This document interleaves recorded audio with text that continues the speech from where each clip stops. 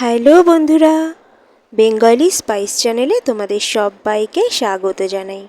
আমার আজকের রেসিপি মুচমুচে ডালের পকোড়া। ঠিক যেমন বাইরে বেরোলে রাস্তার সাইড থেকে আমরা যে ধরনের ডালের পকোড়া কিনে খাই, ঠিক সেই ধরনের ডালের পকোড়া আমি আজকে বাড়িতে খুব সহজেই বানিয়েছি। পুদিনা পাতার চাটনির সাথে এটা খেতে দারুণ লাগবে।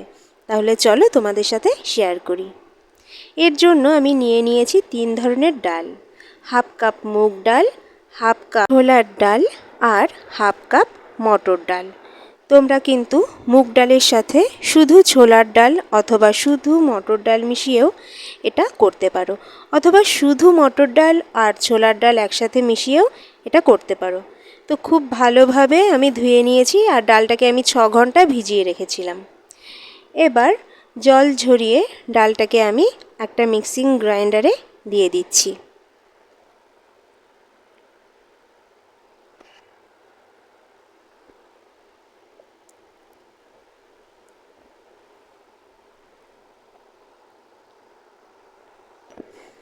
এবার ডালের সাথে দিয়ে দেব এখানে 5 থেকে 6 কোয়া রসুন আছে, যেটা আমি খোসা সমেত দিয়ে দিয়েছি। আর 1 ইঞ্চি আদাকে আমি খোসা সমেতই টুকরো করে ধুয়ে নিয়েছি। এখানে দিয়ে দিচ্ছি 3টে বড় সাইজের কাঁচা লঙ্কা। এগুলো সব কিছু আমি পেস্ট করে নেব একসাথে। প্রথমে জল ছাড়া করব, তারপরে প্রয়োজন হলে একটু জল দেব। দেখো পেস্ট করে নিয়েছি। এখানে পেস্টটা কিন্তু বেশি নরম হয়নি। দিয়ে দিচ্ছি পরিমাণ মতো নুন, পরিমাণ মতো হলুদ, পরিমাণ মতো লঙ্কা গুঁড়ো। এখানে ঝাল আমি বেশি খাই বলে এখানে লঙ্কা গুঁড়োর পরিমাণটা বেশি। তোমরা যে যেমন ঝাল খাও তেমন লঙ্কা ব্যবহার করবে। আর সবার শেষে এখানে দিয়ে দিচ্ছি হিং। হিং থাকলে গন্ধটা দারুণ বের হয়। এবার দিয়ে দিচ্ছি জোয়ান। এটা হাতে একটু ক্রাশ করে দিয়ে দিয়েছি। এবার দিয়ে দিচ্ছি 1 চা চামচ চিনি। এবার এই সব কিছুকে খুব ভালোভাবে আমি একসাথে মিশিয়ে নেব।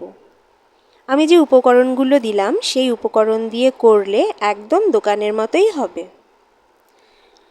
তো দেখো মিশ্রণটা ভালো করে মিশিয়ে নিয়েছি, যেটা কিন্তু একদমই পাতলা নয়, ঘন।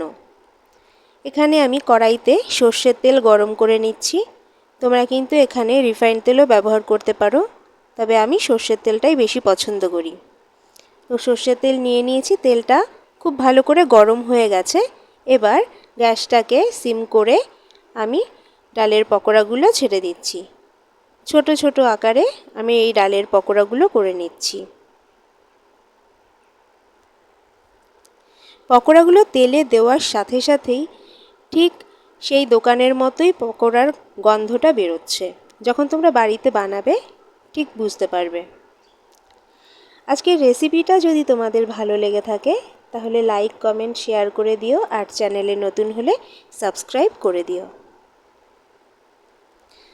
এই পকোড়াগুলো প্রথমে লো ফ্লেমে আমি কিছুক্ষণ ভেজে নেব, তারপরে গ্যাসের ফ্লেমটা বাড়িয়ে হাই করে নেব।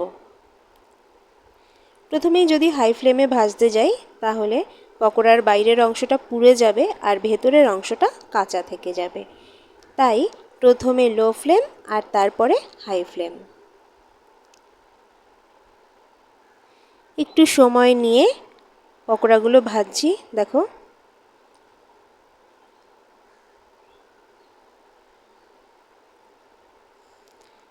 একটু নেড়ে চেড়ে দিচ্ছি আর পকোড়াগুলো উল্টে দেব। এবার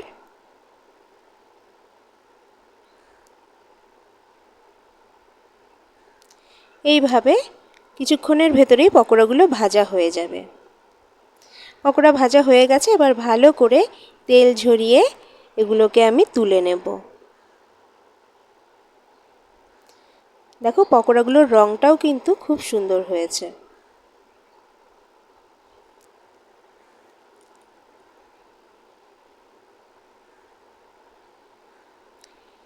এবার তেলটা পরিষ্কার করে নিয়ে ওই তেলে আবার ডালের পকোড়া ছোট ছোট আকারে দিয়ে দিচ্ছি। এভাবে আমি বাকি পকোড়াগুলো সবকটা ভেজে নেব।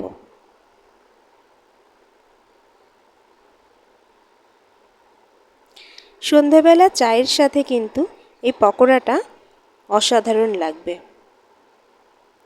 চায়ের সাথে হলে তখন আর চাটনিটা নাও প্রয়োজন হতে পারে, আর যখন শুধু শুধু কেউ খেতে চাইবে তো তখন চাটনিটা কিন্তু দরকার। তো চাটনি বানানোর পদ্ধতি আজকে আমি আর দেখাইনি, শুধু পকোড়াটাই আজকে এখানে শেয়ার করছি তোমাদের সাথে। আমার সব কটা পকোড়া ভাজা হয়ে গেছে। এবার এর উপরে একটু বিট নুন আর কাঁচা লঙ্কা, যেটা আমি তেলে ফ্রাই করে নিয়েছি, সেটা সাজিয়ে পরিবেশন করলাম।